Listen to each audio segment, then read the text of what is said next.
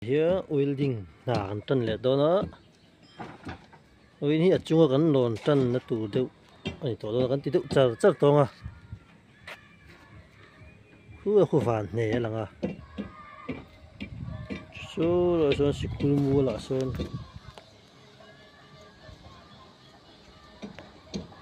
lu pa hon la mani so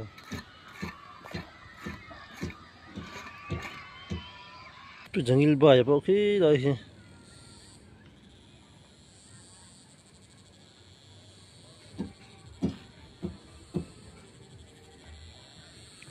na in tan don welding na bây giờ in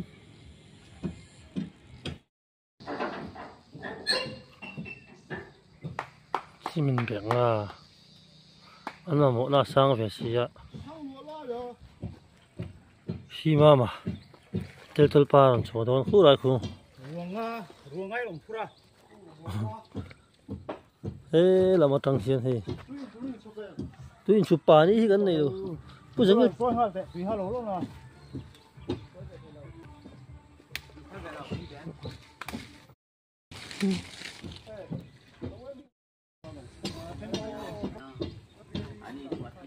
thế là kỹ là ngã tê thì nó thấy đòn là ba chúng ta khai lại bìm kal tê ra mà kỹ tụt tất cả thấy nó vậy gần đã sang ta nhỉ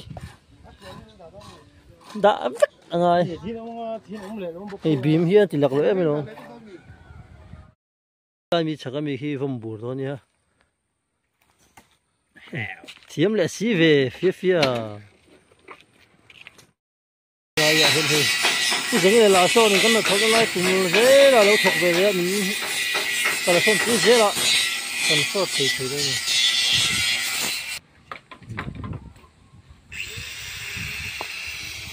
chúng ta hẳn cái rem khô mà em mỗi khổ bằng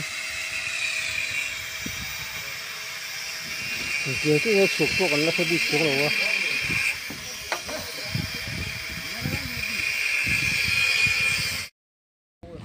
chúng ta ra được chưa nào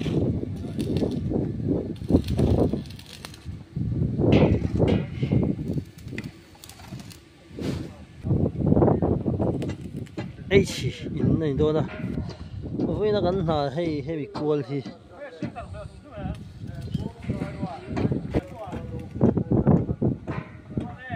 rồi thì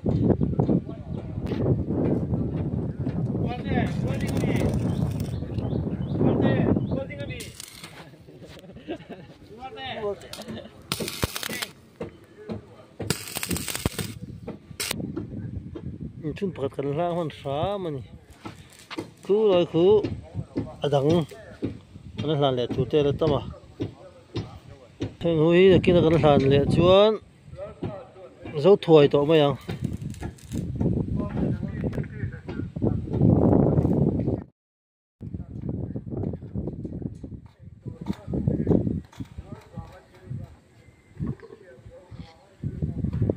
sơ rồi thì chúng chỉ tụi gì cái con này thôi tụi chúng chứ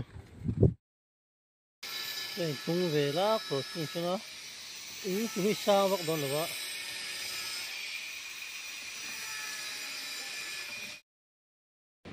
khi đây cái nào thổi nó khó nhá cái mì hostel chúng chỉ ăn sẽ chia được được này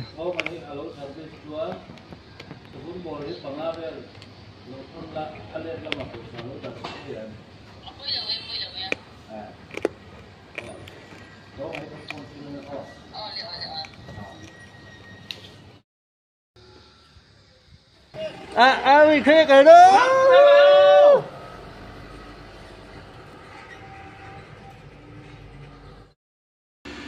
đây là hiện welding cái này đó nó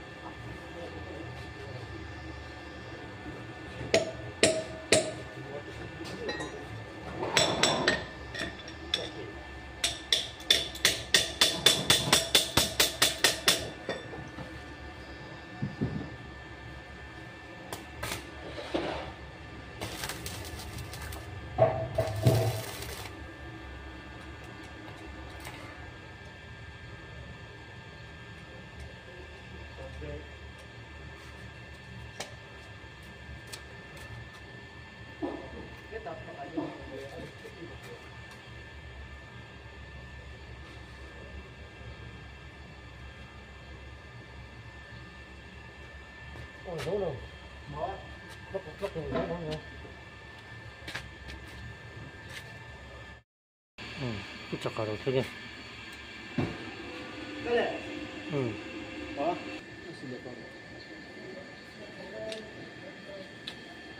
Hết tóc rồi.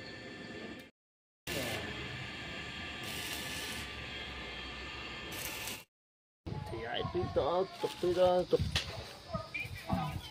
Vai pan mix kan thulang. Đâu có chứ? Phần là ai nhỉ? Với này hết anh ấy nhỉ khá. Mò.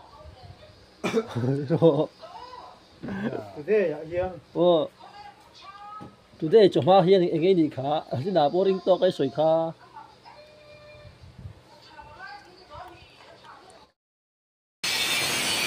Rồi. Lại hi, hắn chỉ cần lệ đón tổ ta nhỉ. Lại hiền. Cho tụi lắm. Nia, nhìn đi. Bây giờ cần tị chín chứ cần tị về lệ đón à. Chỉ hiền. Mai tiền. Alo cắt tăng à. Ini nuk ka pa nga. Inchun gan ka bok luôn. Tị hi nia. Kan sak su. Tị advel hen to. Phun ấy một trên xuống chú thọ con ngay đó nhỉ thính ai à thír cần không à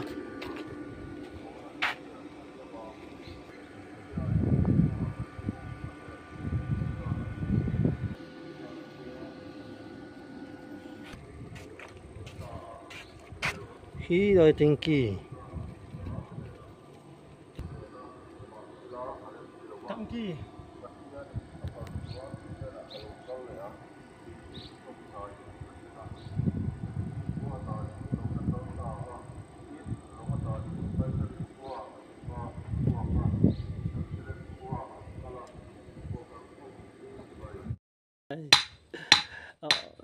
lấy thì chỉ riêng Hàng cái chặt cần rong lo này. Hàng cái chặt. năng cái chắc lúng nấu như khu